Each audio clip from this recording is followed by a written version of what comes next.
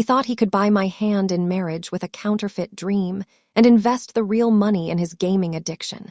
But he forgot that while love might be blind, the staff at Hermes has 20/20 vision, and they brought scissors. The weight of the orange box in my hands felt like holding a bar of solid gold. It was January 8, a brisk Wednesday afternoon, and I was walking down Michigan Avenue with a strut that could have rivaled a runway model. I wasn't just Alina, the marketing coordinator who clipped coupons for coffee. I was Alina, the fiancée of Marcus, the woman carrying a Birkin 30 in Togo leather with gold hardware. Marcus had proposed on New Year's Eve. It was a moment I had replayed in my head 1,000 times. We were in our living room, just the two of us, champagne flutes in hand. He had dropped to one knee, pulled out a modest but beautiful ring, and then pointed to the corner of the room where the iconic orange box sat wrapped in a brown ribbon. "I know it's a lot," he had said, his eyes tearing up. "I've been saving every bonus, every overtime check for 2 years. I know you've always dreamed of this bag. It's an investment, Alina, just like us." I had cried. I cried because of the bag, yes. It was a $20,000 symbol of status. But mostly I cried because of the sacrifice. Marcus, who usually complained about the price of appetizers, had quietly disciplined himself for 2 years to give me my holy grail. It made me feel cherished in a way I couldn't explain. For the last week, I had treated that bag like a biological child. I barely touched it without washing my hands. I set it on a pillow when I slept. But I noticed the leather felt a little stiff, maybe a bit dry from sitting in a box. I decided to take it to the Hermes boutique for a professional conditioning treatment. I wanted to start our engagement off right, taking care of our investment. I pushed through the heavy glass doors of the boutique at 2 p.m. The air inside smelled expensive, a mix of fine leather, silk, and old money. A security guard in a dark suit nodded at me. I walked straight to the counter, placing the bag down with a reverence usually reserved for religious artifacts. "Good afternoon," I said, beaming at the sales associate, a woman with a sharp bob and glasses named Chloe. "My fiancé just gifted me this beauty. I'd like to have it conditioned and perhaps authenticated for insurance purposes, just to have the official paperwork on file." Chloe smiled, the practiced smile of someone who sells 5-figure items for a living. "Of course, madam. Let's take a look." She put on a pair of white cotton gloves. My chest swelled with pride. This was the service. This was the luxury experience. Chloe unlatched the gold toggle. She opened the flap. Her smile faltered slightly. She ran her gloved thumb over the stamp on the front. Then she felt the stitching on the handle. Her brow furrowed. "One moment," Chloe said, her voice dropping a few degrees in warmth. "I need to grab the store manager for the intake approval." She took the bag to a back counter, but she didn't go into a private room. She stood there with an older woman, the manager, who looked like she ate nails for breakfast. They were whispering. The manager pulled out a small jeweler's loupe and peered at the hardware. Then she smelled the leather. My stomach gave a weird lurch. "They're just admiring it," I told myself. "It's a pristine piece." The manager walked back to me.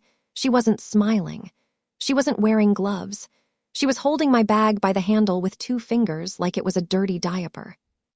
"Madam," the manager said, her voice loud enough that 2 other ladies browsing scarves turned to look. "Where did you acquire this item?"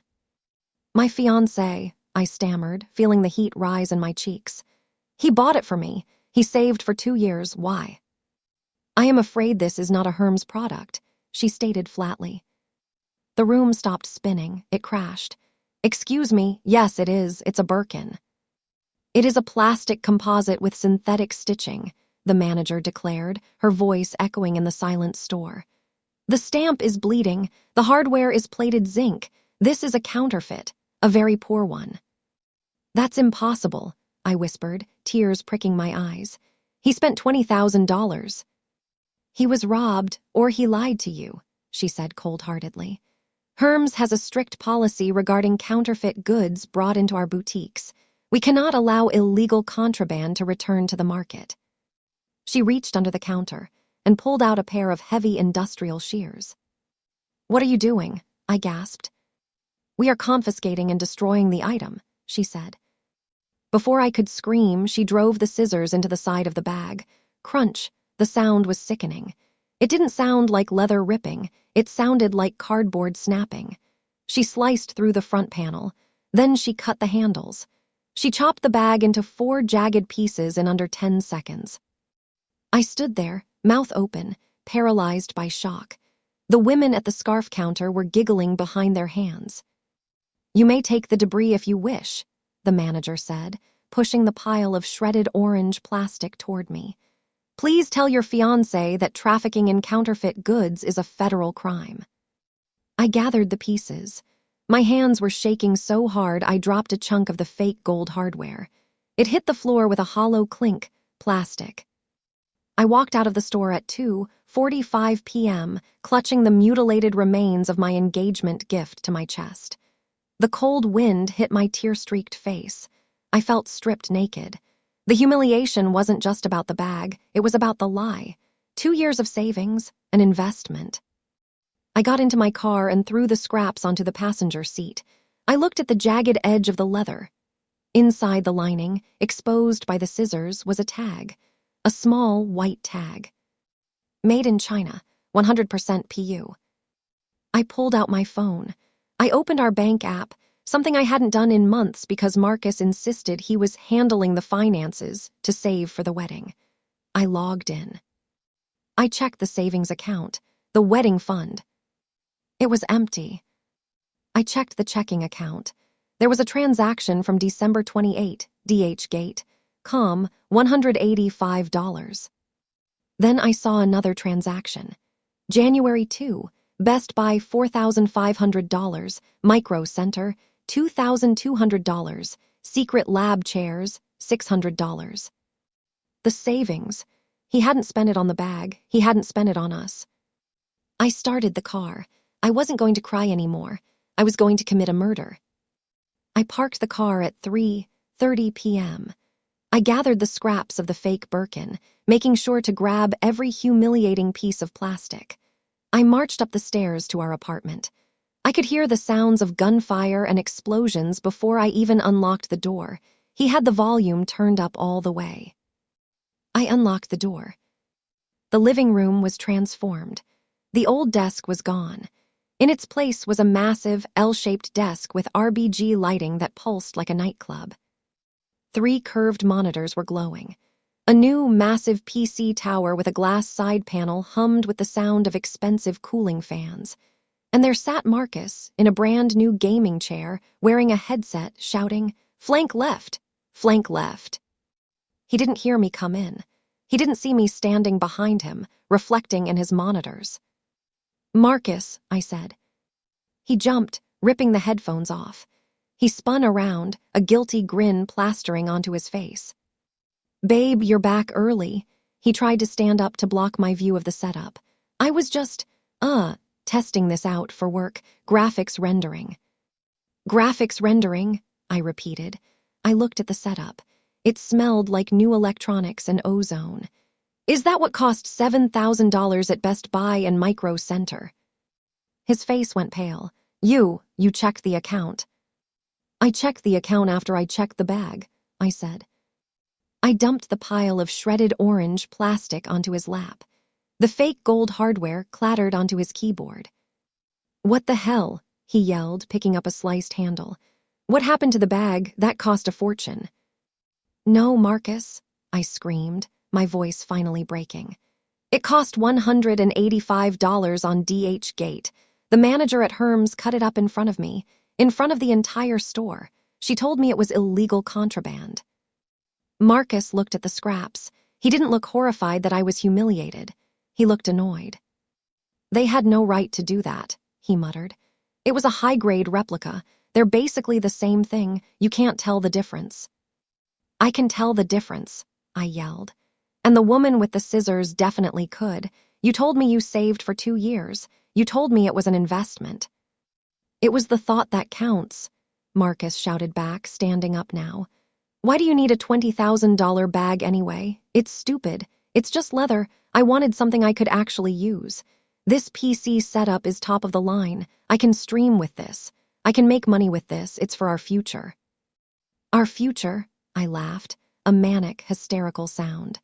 You spent our wedding fund on toys for yourself and gave me a piece of plastic to shut me up. You let me walk into a luxury store to be humiliated. You're being materialistic, he sneered. I got you the ring, didn't I? The ring? I looked at the modest diamond on my finger. Let me guess, cubic zirconia, glass. It's moissanite, he defended. It's ethically sourced and almost as hard as diamond. You're so ungrateful. Ungrateful. I pulled the ring off my finger. I looked at the gleaming new PC tower. The glass panel was so clear. You like your investment, Marcus? I asked, holding the ring between my thumb and forefinger. Don't, he warned, stepping forward. You invested in this instead of us, I said. I threw the ring. I didn't throw it at him. I threw it as hard as I could at the tempered glass side panel of his new $4,000 PC tower. Shatter. The glass exploded. The ring bounced inside, hitting a fan blade with a loud thwack thwack thwack before jamming the GPU fan. The computer made a grinding noise and the screens flickered. "MY rig," Marcus screamed, diving for the power cord. "It's the thought that counts," I said. I went to the bedroom. I grabbed my suitcase. I packed my clothes, my essentials, and my dignity. Marcus was in the living room, crying over his graphics card, trying to fish the ring out of the fan. I walked to the door. "Where are you going?" he asked, looking up with red eyes. "We can fix this." "No," I said. "You can fix your computer. I'm going to find a man who knows the difference between a partner and a prop." I slammed the door. I'm currently staying at my sister's place. Marcus has sent me 40 texts. He says the ring destroyed his graphics card and he wants me to pay for it. He says I'm petty and that plenty of wives wear replicas. But it wasn't about the brand. It was about the fact that he looked me in the eye, told me he sacrificed for me, and sent me into a lion's den with a pork chop tied around my neck, all so he could play Call of Duty in 4K. So, dear viewers, was I wrong for destroying his gaming PC after he humiliated me with a fake engagement gift? If you have made it this far and want to see more videos like this, then kindly subscribe and turn on notifications so you may never miss another story like this.